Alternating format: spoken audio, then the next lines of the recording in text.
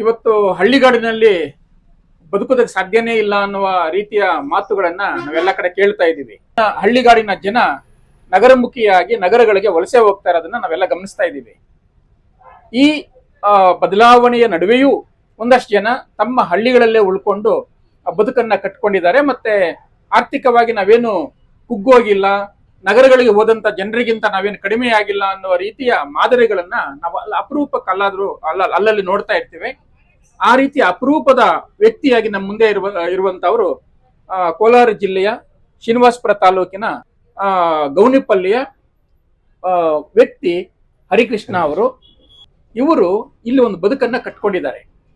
Bus stand ಅಲ್ಲೇನೆ ಒಂದು ಪಾರಂಪರಿಕ ಜ್ಯೂಸ್ ಅನ್ನ ಮಾರ್ತಕ್ಕಂತ ಒಂದು ಅಂಗಡಿಯನ್ನು ಇಟ್ಕೊಂಡು ಅವರು ಇದೇ ಊರಿನಲ್ಲಿ ನೆಲೆಸಿ ಆದಾಯದ ಮೂಲಗಳನ್ನ ಅವರು ಸಿದ್ಧ ಮಾಡ್ಕೊಂಡಿದ್ದಾರೆ.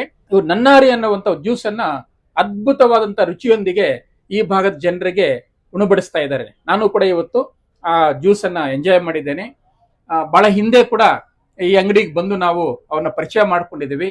ನಮ್ಮ ಪರಂಪರೆಯಲ್ಲಿ ಬಂದಿರತಕ್ಕಂಥ ಒಂದಷ್ಟು ಜ್ಯೂಸ್ಗಳನ್ನು ನಾವು ಎನ್ಕರೇಜ್ ಮಾಡಬೇಕು ಅನ್ನೋದು ಕೂಡ ಮತ್ತೊಂದು ಉದ್ದೇಶ. ಸೊ ಇವತ್ತು ಹರಿಕೃಷ್ಣ ಅವರು ಆ ನನ್ನಾರಿ ಜ್ಯೂಸ್ ನಿಂದ ಹೇಗೆ ಖ್ಯಾತರಾಗಿದ್ದಾರೆ, ಮತ್ತೆ ಅದರ ಆದಾಯದ ಮೂಲ ಹೇಗಿದೆ, ಮತ್ತೆ ಅದರ ಏನು ಒಂದು ಹಿನ್ನೆಲೆ ಏನು ಅನ್ನೋದನ್ನ ಅವರಿಂದನೇ ಕೇಳಿ ತಿಳ್ಕೋಬೇಕು. ನಾನು ಜ್ಯೂಸ್ ಅಂಗಡಿ ಸುಮಾರು 8 ವರ್ಷಗಳಿಂದ ಇಟ್ಟಿದ್ದೀನಿ. ನಾನು ಇದು ನ್ಯಾಚುರಲ್ ಜ್ಯೂಸ್, 100% ನ್ಯಾಚುರಲ್. ನಿಂಬೆಹಣ್ಣು, ಫ್ರೂಟ್ ಜ್ಯೂಸು ಎಲ್ಲ 100% ನ್ಯಾಚುರಲ್ ಆಗಿರುತ್ತೆ. ಇದು ಆಚೆ ಕಡೆ ಸಿಗುವುದೆಲ್ಲ ಕೆಮಿಕಲ್ ಜಾಸ್ತಿ ಇರುತ್ತೆ. ನಮ್ಮ ಕಡೆ ಸಿಗುವುದೆಲ್ಲ 100% ನ್ಯಾಚುರಾಲಿಟಿ ಇದೆ. ಜನರಿಗೆ ಒಳ್ಳೆ ಆರೋಗ್ಯ ಕೊಡಬೇಕಂತ ನನ್ನ ಮುಖ್ಯ ಉದ್ದೇಶ. ಇದ್ರ ಮುಖ್ಯ ಉದ್ದೇಶನೇ ಇದೆ. ಈ ನನ್ನಾರಿ ಜ್ಯೂಸ್ ಅನ್ನು ಏನ್ರಿಂದ ಮಾಡೋದು ಸರ್? ನನ್ನಾರಿ ಬೇರುಗಳು ಮತ್ತೆ ಬೆಲ್ಲ, ಸಕ್ಕರೆ ಇದೆಲ್ಲ ಮಿಕ್ಸ್ ಮಾಡಿ ಇದು ಮಾಡ್ಬೇಕು ಸರ್. ಅದು ಬಾಯ್ಲ್ ಮಾಡ್ಬೇಕು. ಬಾಯ್ಲ್ ಮಾಡಿ ಅದರಿಂದ ಆರೋಗ್ಯ ಒಳ್ಳೇದಾಗಿರುತ್ತೆ ಸರ್.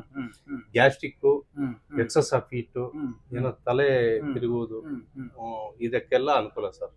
ನಿಂಬೆಹಣ್ಣು ಇದೆಲ್ಲ ಹಾಕ್ತಿವಿ, ಮಸಾಲ ಎಲ್ಲ ಹಾಕ್ತಿವಿ, ಸೋಡಾ ಇದ್ ಮಾಡ್ಬೇಕು ಎಲ್ಲ ಚೆನ್ನಾಗಿ. ಇದಕ್ಕಿಂತ ಮೊದ್ಲೇನ್ ಮಾಡ್ತಾ ಇದ್ರೆ ಸರ್? ನಾನು ಹೋಟ್ಲ್ ಇಟ್ಟಿದ್ದೆ ಸರ್. Very good. ಇದೇ ಊರಲ್ಲ, ಇದೇ ಮನೆಯಲ್ಲೇ ಸರ್. 45 ವರ್ಷದಿಂದ ಇದೇ ಮನೆಯಲ್ಲೇ ಇದ್ದೀವಿ. ಹೋಟ್ಲ್ ನಡೆಸ್ತಾ ಇದ್ರಿ? ಹೋಟ್ಲ್ ನಡೆಸ್ತಾ ಇದ್ವಿ ಸರ್. ಇದೇ ಹೋಟ್ಲ್ ನಡೆಸಿ ಅದರಿಂದ ಬರುವ ಆದಾಯ ಮತ್ತೆ STD ಇದೆ. STD ಬೂತ್ ನೋಡಿ. ಈಗ ಇಲ್ಲಿ ಗಮನಿಸಬೇಕಾದ ಅಂಶ ಏನು ಅಂತಂದ್ರೆ, ಅನೇಕರು ಹೊಸದಾಗಿ ಬರುವಂತ ವ್ಯಾಪಾರದ ಕಡೆ ಹೋಗ್ತಾರೆ.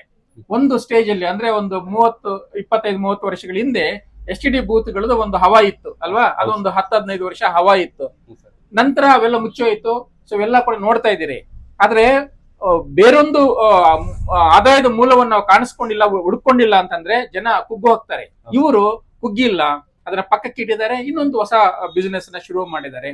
ಬದುಕುವುದಕ್ಕೆ, ಒಂದು ಕುಟುಂಬ ಬದುಕುವುದಕ್ಕೆ ಏನ್ ಆದಾಯ ಬೇಕು, ಆ ಆದಾಯವನ್ನ ಯಾವ್ದೋ ಒಂದು ಮೂಲದಿಂದ ಹುಡ್ಕೋಬಹುದು ಅನ್ನೋದಕ್ಕೆ ಇವರು ಒಳ್ಳೆಯ ಎಕ್ಸಾಂಪಲ್ ಅಂತ ನನಗೆ ಅನಿಸ್ತದೆ. ಅದ್ರ ಹಿಂದೆ ಒಂದು ಹೋಟೆಲ್ ಬಿಸಿನೆಸ್ ಕಡಿಮೆ ಆದಾಗ STD ಬೂತ್ ಅದ್ರ ಬಿಸಿನೆಸ್ ಹೋದಾಗ ಇನ್ಯಾವುದೋ ಒಂದು ಜ್ಯೂಸ್, ಹೀಗೆ ಹಳ್ಳಿನಲ್ಲಿ ಉಳ್ಕೊಂಡೆ ಬೇರೆ ಬೇರೆ ಆದಾಯದ ಮೂಲಗಳನ್ನ ನಾವು ಹುಡ್ಕೋಬಹುದು ಅನ್ನೋದಕ್ಕೆ ಇವರು ಅತ್ಯಂತ ಅದ್ಭುತವಾಗಿರುವಂತ ಮಾದರಿ ಅಂತ ನನಗಾದ್ರೂ ಅನಿಸಿದೆ. ಹಾಗಾಗಿ ನಮ್ಮ ಹಳ್ಳಿ ಜನರಿಗೆ ಹೇಳೋದು ಒಂದೇನೆ, ಇವತ್ತು ಹಳ್ಳಿಗಳಲ್ಲೂ ಕೂಡ ಉಳ್ಕೊಂಡು ಒಂದು ಅಷ್ಟು ಆದಾಯವನ್ನ ನಾವು ಮಾಡ್ಕೊಳ್ಳಕ್ಕೆ ಖಂಡಿತವಾಗಿ ಅವಕಾಶಗಳಿದೆ. ನಾವು ಹುಡುಕಬೇಕಷ್ಟೇನೆ. ಊರ್ ಬಿಟ್ಟು ಎಲ್ಲೋ ದೂರದ ಊರಿಗೆ ಹೋಗಿ ಎಲ್ಲೋ ಯಾರೋ ಒಂದು ಕಂಪನಿಯಲ್ಲೋ ಫ್ಯಾಕ್ಟರಿಯಲ್ಲೋ ನೌಕರರಾಗಿ ದುಡಿಯೋದಕ್ಕಿಂತ ತಾವಿರುವಂತ ಜಾಗದಲ್ಲಿ ಏನಾದ್ರೂ ಬೇರೆ ಸಾಧ್ಯತೆಗಳಿದೆಯಾ ಅನ್ನುವಂತ ಹುಡುಕಾಟವನ್ನು ಕೂಡ ಮಾಡಬೇಕು ಅನ್ನುವ ಮೆಸೇಜ್ ಕೊಡ್ಲಿಕ್ಕೇನೆ ನಾನು ಇವರನ್ನ ಮಾತಾಡಿಸ್ತಾ ಇರೋದು. ಸೊ ಇವರು ಅನೇಕರಿಗೆ ಪ್ರೇರಣೆ ಆಗ್ಲಿ ಅನ್ನುವಂತ ಉದ್ದೇಶ ನಮ್ದಾಗಿದೆ. ನಮಸ್ಕಾರ.